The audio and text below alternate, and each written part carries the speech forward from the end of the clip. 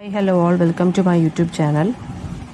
Next poem എന്ന് പറയുന്നത് രവീന്ദ്രനാഥ് ടാഗോറിൻ്റെയാണ്. പേജ് നമ്പർ 62-ൽ where the mind is without fear. Rabindranath ടാഗോറിനെ കുറിച്ച് പറയുവാണെങ്കിൽ എന്ത് പറയാം, അദ്ദേഹം നൊബേൽ പ്രൈസ് കിട്ടിയിട്ടുണ്ട് ലിറ്ററേച്ചർ 1913. അത് ഇമ്പോർട്ടൻ്റ് ആണ്. നമ്മുടെ നാഷണൽ ആന്തം എന്ന് പറയുന്നത് കമ്പോസ് ചെയ്ത ഇദ്ദേഹമാണ്. ബംഗാളി പോയറ്റാണ്. ബ്രഹ്മസമാജ് എന്നുള്ളൊരു ബ്രഹ്മസമാജ് ഫിലോസഫറാണ് അദ്ദേഹം. പിന്നെ ഒരു കൾച്ചറൽ റിഫോമറാണ്. ബംഗാളി ലിറ്ററേച്ചറിൽ തന്നെ, ബംഗാളി ആർട്ടിൽ തന്നെ ഒരുപാട് റിഫോംസ് കൊണ്ടുവന്ന മനുഷ്യനാണ്. പിന്നെ അദ്ദേഹത്തിൻ്റെ ഏറ്റവും ഇമ്പോർട്ടൻറ്റ് വർക്ക് എന്ന് പറയുന്നത് എന്താണ്, നമ്മുടെ ഗീതാഞ്ജലിയാണ്. ഗീതാഞ്ജലിയുടെ ഇൻട്രൊഡക്ഷൻ എഴുതിയിരിക്കുന്നത് ഇംഗ്ലീഷ് പോയിറ്റ് ആയിട്ടുള്ള W.B. യേറ്റ്സ് ആണ്. നൊബേൽ പ്രൈസ് കിട്ടിയത് ഗീതാഞ്ജലിക്കാണ് കേട്ടോ. പിന്നെ നാഷണൽ ആന്തം ബംഗ്ലാദേശ് എഴുതിയത് ഇദ്ദേഹം തന്നെയാണ്. And also the national anthem of Sri Lanka ഇദ്ദേഹത്തിൻ്റെ വർക്ക്സിൽ നിന്ന് ഇൻസ്പയർ ആയി വന്നിട്ടുള്ളൊരു ആന്തമാണത്. പിന്നെ രവീന്ദ്രനാഥ് ടാഗോറിൻ്റെ ഏറ്റവും ഇമ്പോർട്ടൻറ്റ് വർക്ക് മിസ് പറഞ്ഞ പോലെ ഗീതാഞ്ജലിയുടെ ഇംഗ്ലീഷ് ട്രാൻസ്ലേഷൻ എന്ന് പറയുന്നത് സോങ് ഓഫ് ഓഫറിങ്സ് എന്നാണ്. അതായത് ഗീതങ്ങളുടെ അഞ്ജലി, ദ സോങ് ഓഫ് ഓഫറിങ്സ്. പിന്നെ ഒരുപാട് ഷോർട്ട് സ്റ്റോറീസും എഴുതിയിട്ടുണ്ട്, പ്ലേസ് ഒരുപാട് എഴുതിയിട്ടുണ്ട്.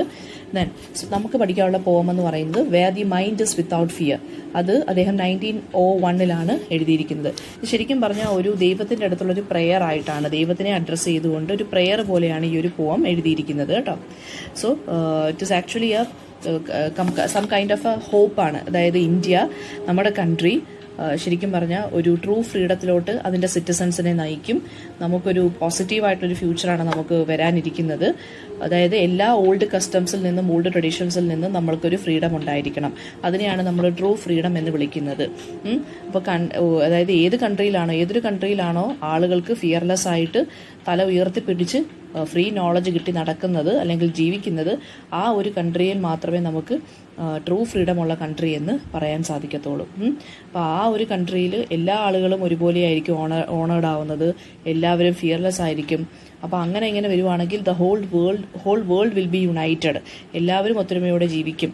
അതായത് എല്ലാവർക്കും സിൻസിയർ ഫീലിങ്സ് ഉണ്ട്, എവിടെയും ന്യൂ ഐഡിയാസ് ഉണ്ടായിരിക്കും. അതായത് പഴയ ട്രഡീഷനൊന്നും വേണ്ട, അതായത് പഴയ ഈവിൾ ട്രഡീഷൻസ് ഒന്നും വേണ്ട. നമ്മുടെ മൈൻഡ് എന്ന് പറയുന്നത് ഓപ്പൺ ആയിരിക്കണം, അത് സ്ട്രെയിറ്റ് ഫോർവേഡ് ആയിരിക്കണം, ആക്ഷൻ ഓറിയൻറ്റഡ് ആയിരിക്കണം എന്നാണ് പോയിറ്റ് പറയുന്നത്. And the poet is honestly praying to God. അതായത് അദ്ദേഹത്തിൻ്റെ കൺട്രിയിലെ ആളുകളെ ഉണർത്തുക എന്ന് ദൈവത്തിൻ്റെ അടുത്ത് പറയാണ്. എന്തിലോട്ട് ഉണർത്തുക എന്നാണ്? ഓൾഡ് കസ്റ്റംസിൽ നിന്നൊക്കെ മാറ്റി പുതിയ ട്രഡീഷൻ, പുതിയ കാര്യങ്ങളിലോട്ട് കൊണ്ടുവരിക. ആൻഡ് ഒരു ഫ്രീ നേഷനായി മാറുക. എല്ലാ ആളുകൾക്കും അഭിമാനത്തോടുകൂടി ജീവിക്കാൻ പറ്റുന്ന ഒരു നേഷനായി മാറുക. ആൻഡ് എല്ലാ ആളുകൾക്കും എല്ലാവരും നോളജബിൾ ആയിരിക്കുക, വളരെ ഓണസ്റ്റ് ആയിരിക്കുക, ഹാർഡ് വർക്കിംഗ് ആയിരിക്കുക. എന്നാൽ മാത്രമേ ആ നേഷന് സക്സസ്ഫുൾ ആകാൻ സാധിക്കുകയുള്ളൂ. അപ്പോൾ അത് ബ്ലൈൻഡ് ഫെയ്ത്ത് ഉണ്ടാവരുത് എന്നാണ് പറഞ്ഞേക്കുന്നത്. പുതിയ ഐഡിയാസും പുതിയ തോട്ട്സ് ഒക്കെ ഉണ്ടായിരിക്കുക.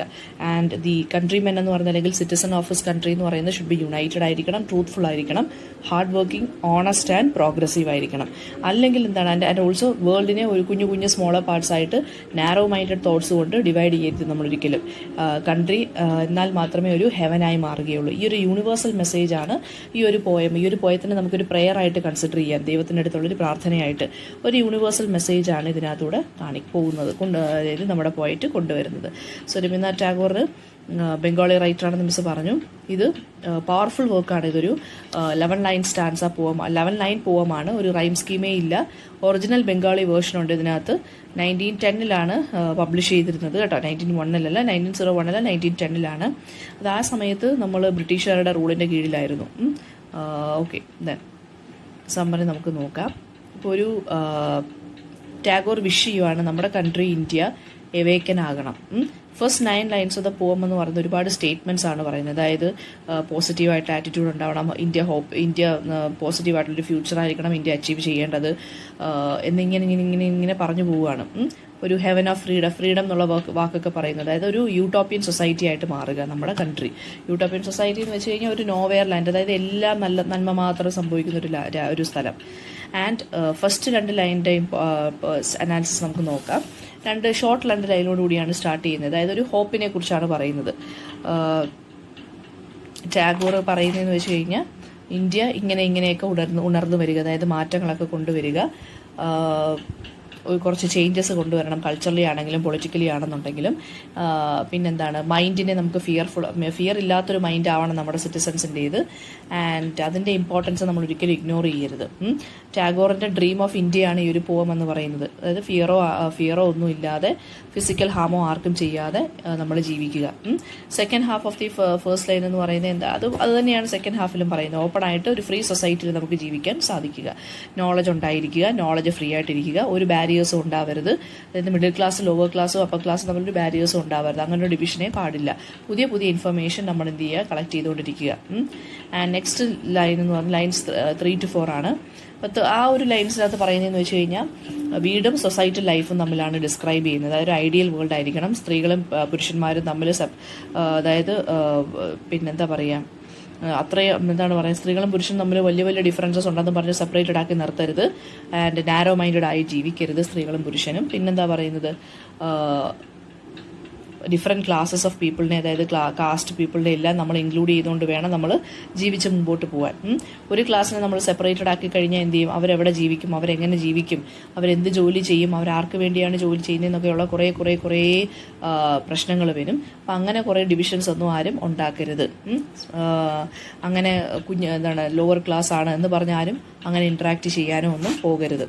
പിന്നെ അതായത് ലോവർ ക്ലാസ് ആണെന്നും പറഞ്ഞുകൊണ്ട് ഇൻട്രാക്ട് ചെയ്യാൻ പോകരുത്. അതായത് എല്ലാവരും ഒരുപോലെയാണ്, സിറ്റിസൺസ് ആർ ഓൾ ഈക്വൽ എന്ന് പറഞ്ഞുകൊണ്ട് വേണം നമ്മൾ പോകാൻ, അതായത് ജീവിക്കാൻ. ലൈൻ 5 to 6 എന്ന് പറയുന്നത് ഒരു ഫിലോസഫിക്കലി എഴുതിയിരിക്കുകയാണ്. അതായത് സത്യസന്ധമായിട്ടുള്ള, അതായത് നമ്മുടെ ലൈഫ് എന്ന് പറയുന്ന ട്രൂത്തിൽ ബേസ് ചെയ്തിട്ട് വേണം നമ്മൾ ജീവിക്കാൻ. അപ്പോൾ അങ്ങനെയുള്ള ലൈഫ് എന്ന് പറയുന്നത് നമുക്ക് കുറച്ച് പ്രശ്നങ്ങളൊക്കെ സഹിക്കേണ്ടി വരും. പക്ഷേ ടാഗോറിൻ്റെ വേൾഡ് എന്ന് പറയുന്നത് അബ്സല്യൂട്ട് ട്രൂത്ത് എന്ന് പറയുന്നത് നെസസിറ്റിയാണ്. അതായത് ട്രൂത്ത് എന്ന് പറയുന്നത് ഇറ്റ് ഈസ് അബ്സല്യൂട്ട് ആണ്, it is very necessary.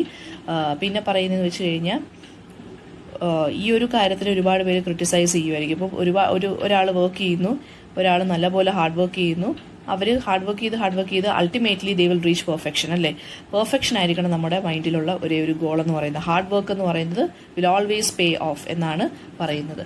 Then line 7 to 8 പറയുന്നതെന്ന് വെച്ച് കഴിഞ്ഞാൽ കുറച്ച് കോംപ്ലക്സ് ആയിട്ടുള്ള ലൈനാണ്. ടാഗോർ ഒരു എന്താ പറയുക, ഫസ്റ്റ് നമ്മളൊരു കാര്യം സ്റ്റാർട്ട് ചെയ്യുവാണെങ്കിൽ നമുക്ക് കുറച്ച് ട്രബിളൊക്കെ നേരിടേണ്ടി വരും, അല്ലേ. പക്ഷെ നമ്മുടെ മൈൻഡ് ഒരു ഗോൾ ഉണ്ടായിരിക്കണം, അത് ഹാബിറ്റായി മാറുക. ആൻഡ് നമ്മൾ ഹാബിറ്റായി മാറ്റിക്കൊണ്ട് അതിൻ്റെ അടുത്തോട്ട് നമ്മൾ നീങ്ങുക.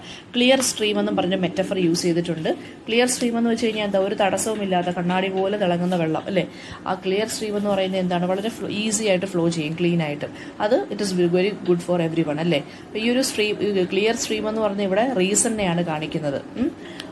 അതായത് റീസൺ ഉണ്ടായിരിക്കുക, നമ്മൾക്ക് ഇൻ്റലിജൻ്റ് ആവുക, നമുക്ക് നോളജ് ഉണ്ടായിരിക്കുക, എന്നാൽ മാത്രമേ നമുക്ക് ക്ലിയർ ആയിട്ട് മുമ്പോട്ട് നീങ്ങാൻ സാധിക്കുകയുള്ളൂ കേട്ടോ. പിന്നെ അതുപോലെ തന്നെ ഒരു ഡെസേർട്ടിൻ്റെ ഇമേജ് വരുന്നുണ്ട്, ഡെഡ് ഹാബിറ്റിൻ്റെ ഇമേജ് വരുന്നുണ്ട്. അതായത് നമ്മൾ ചേഞ്ച് ചെയ്യാൻ നമ്മൾ വില്ലിങ് ആയിരിക്കണം. അതായത് ഈ ഒരു ഇന്ത്യയിൽ പുതിയ പുതിയ മാറ്റങ്ങൾ നമ്മൾ കൊണ്ടുവരിക, അല്ലെങ്കിൽ നമ്മൾ എന്തായി മാറും, ഒരു ഡ്രയറി ഡെസേർട്ട് പോലെ ആയിപ്പോകും, അത്രയ്ക്ക് വരണ്ട് പോകും. ലൈൻസ് 9 to 11 എന്ന് പറയുന്നത് ലാസ്റ്റ് 3 ലൈൻസ് ഓഫ് ദ പോമാണ്. അതായത് ടാഗോറിൻ്റെ ആ ഒരു ഡിസയറാണ് വെസ്റ്റേൺ വേൾഡും ഇന്ത്യൻ വേൾഡും തമ്മിലുള്ളൊരു ബ്ലെൻഡ്. വെസ്റ്റേൺ പോയട്രിയും ഇന്ത്യൻ പോയട്രിയും തമ്മിലുള്ളൊരു ബ്ലെൻഡ് അല്ലെങ്കിൽ ഒരു മിക്സിനാണ് ആരാഗ്രഹിക്കുന്നത്, ടാഗോർ ഡിസയർ ചെയ്യുന്നില്ലെങ്കിൽ ആഗ്രഹിക്കുന്നത്. ആൻഡ് അതായത് then mind of the people എന്ന് പറയുന്നത് എന്തായിരിക്കണം, ദൈവത്തിൻ്റെ അടുത്തോട്ട് നീങ്ങിക്കൊണ്ടിരിക്കുക. ആൻഡ് പിന്നെ പറയുന്നതെന്ന് വെച്ച് കഴിഞ്ഞാൽ എന്നാൽ മാത്രമേ നമുക്ക് മുമ്പോട്ട് നീങ്ങാൻ സാധിക്കുകയുള്ളൂ. Okay, then mind must be let forward എന്നാണ് പറയുന്നത്. ആൻഡ് നമ്മുടെ തോട്ട്സും നമ്മുടെ ആക്ഷൻസ് എന്ന് പറയുന്നത് നാരോ മൈൻഡഡ് ആവരുത്, നല്ല വൈഡൻഡ് ആയിട്ടുള്ള തോട്ട്സും ആക്ഷനും ആയിരിക്കണം വരുന്നത്. ആൻഡ് നല്ല രീതിയിലുള്ള എക്സ്പാൻഷൻ വേണം, യാതൊരു വിധത്തിലുള്ള ലിമിറ്റേഷൻസും പാടില്ല. എന്താണോ ബെസ്റ്റ് അതിൽ ബിലീവ് ചെയ്യുക. ആൻഡ് എന്നാൽ മാത്രമേ നമുക്ക് ഹെവൻ ഓഫ് ഫ്രീഡം നമുക്ക് ക്രിയേറ്റ് ചെയ്യാൻ പറ്റൂ നമ്മുടെ രാജ്യത്ത്. മൈ ഫാദർ എന്നും പറഞ്ഞ് ദൈവത്തിനെ അഡ്രസ്സ് ചെയ്തുകൊണ്ടാണ് ഈ ഒരു പോം എൻഡ് ചെയ്യുന്നത് കേട്ടോ. ദെൻ യെസ്, ഇതാണ് നമ്മുടെ പോം എന്ന് പറയുന്നത്. ഇനി നമുക്ക് അതിനകത്തുള്ള ക്വസ്റ്റ്യൻ ആൻസേഴ്സ് നോക്കാം. പേജ് നമ്പർ 64-ലും 65-ലും കുറേ ക്വസ്റ്റ്യൻസ് ഉണ്ട്. ഹെവൻ ഓഫ് ഫ്രീഡം എന്ന് വെച്ചാൽ എന്താണ്, ഇതെപ്പോഴാണ് ഇത് പബ്ലിഷ് ചെയ്ത്, 1901 കമ്പോസ് ചെയ്തു, 1910 ശേഷമാണ് പബ്ലിഷ് ചെയ്തത് കേട്ടോ. ആ സമയത്ത് India was under the British rule. Knowledges free എന്ന് പറയുന്നത് എന്താണ്, അതായത് നോളജിന് നമുക്ക് പഠിക്കാൻ, നമുക്കൊരു കാര്യം പഠിക്കണമെന്നുണ്ടെങ്കിൽ നമുക്കൊരു നോളജ് കിട്ടാൻ നമ്മൾക്ക് യാതൊരു തരത്തിലുള്ളൊരു തടസ്സവും ഉണ്ടാവരുത്. ക്ലിയർ സ്ട്രീം ഓഫ് റീസൺ എന്താണ്, റീസണിനെയാണ് ഇവിടെ ഒരു സ്ട്രീമായിട്ട് കമ്പയർ ചെയ്തേക്കുന്നത്. പിന്നെ ഡ്രയറി ഡെസേർട്ടും ഡെഡ് ഹാബിറ്റ് എന്ന് പറയുന്നത് എന്താണ്? അതായത് നമ്മുടെ രാജ്യത്തുള്ള നമ്മുടെ പഴയ കസ്റ്റംസ്, മീനിങ്ലെസ് ആയിട്ടുള്ള കസ്റ്റംസും പ്രജുഡിസസും ഒക്കെ ഉണ്ടല്ലോ, അതിനെയാണ് നമ്മൾ ഡ്രയറി ഡെസേർട്ട് എന്നും ഡെഡ് ഹാബിറ്റ് എന്നും പറയുന്നത്. അതിനെല്ലാം വലിച്ചു കുറച്ച് കളയണം എന്നാണ് പറയുന്നത്. നമ്മുടെ മൈൻഡ് അല്ലെങ്കിൽ നമ്മുടെ രാജ്യം ഒരു ക്ലിയർ സ്ട്രീം പോലെ ഒഴുകണം ഫ്രണ്ടിലോട്ട്, അതായത് ടു മൂവ് ഫോർവേഡ്. പിന്നെ page number 65 9th question important ആണ്, 10th ക്വസ്റ്റ്യൻ ഇമ്പോർട്ടൻ്റ് ആണ്. Then 66 first, second, third, fourth theme എന്താണെന്ന് ചോദിച്ചു കഴിഞ്ഞാൽ എന്തോ പറയും? ഒരു പ്രെയർ ആണ്, ഒരു ഫിയർലെസ് പ്രെയർ. അതായത് നമ്മുടെ മൈൻഡ് ഫിയർലെസ്, യുണൈറ്റഡ്, ട്രൂത്ത്ഫുൾ ആയിരിക്കണം, നോളജബിൾ ആയിരിക്കണം. ഇത് അച്ചീവ് ചെയ്തേ പറ്റൂ. എന്നാൽ മാത്രമേ, അതായത് സെക്യുലറിസം ഉണ്ടായിരിക്കണം, യാതൊരു വിധത്തിലുള്ള സെഗ്രിഗേഷനും ഉണ്ടാകാൻ പാടില്ല. പിന്നെ പേജ് നമ്പർ 67 7th ക്വസ്റ്റ്യൻ, ഈ പോയതിൻ്റെ ബാക്ക്ഗ്രൗണ്ട് എന്താണെന്ന് ചോദിച്ചു കഴിഞ്ഞാൽ എന്ത് പറയണം? നമ്മൾ ഇന്ത്യ ആ സമയത്ത് ബ്രിട്ടൻ്റെ താഴെയായിരുന്നു. സോ നമുക്കൊരു ഫ്രീഡവും ഇല്ലായിരുന്നു. നമ്മൾ അവരിൽ നിന്ന് ഫ്രീഡം കിട്ടിക്കഴിയുമ്പോൾ നമ്മൾ എങ്ങനെ ലൈഫ് ലീഡ് ചെയ്യണം എന്നുള്ള കാര്യമാണ് ഇവിടെ പറയുന്നത് കേട്ടോ. പിന്നെ പേജ് നമ്പർ 68 8th ക്വസ്റ്റ്യനും ഇമ്പോർട്ടൻ്റ് ആണ്. ഫസ്റ്റ് 8th, പിന്നെ അതിൻ്റെ 8th ക്വസ്റ്റ്യന് താഴെ കിടക്കുന്ന ക്വസ്റ്റ്യൻ ഒന്ന് നോക്കി വെച്ച്. ഇതൊരു പേട്രിയോട്ടിക് പോയമാണ് കേട്ടോ. വളരെ സെൻസിറ്റീവായിട്ടും വളരെ ജെന്യുവിനായിട്ടും എഴുതിയ ഒരു പോയമാണ്. ദെൻ പിന്നെ ദൈവത്തിൻ്റെ അടുത്ത് ശരിക്കും പറഞ്ഞാൽ ഒരു പ്രെയർ പോലെ, അപ്പീൽ പോലെ പറയുവാണ്, ഞങ്ങൾക്ക് political, social, educational and economic freedom വേണം എന്ന് പറയുവാണ് ചെയ്യുന്നത്. നമ്മുടെ മദർലാൻഡിനെ നമ്മൾ അങ്ങനെ നമുക്ക് ഉയർത്തിക്കൊണ്ടുവരാൻ സാധിക്കുകയുള്ളൂ.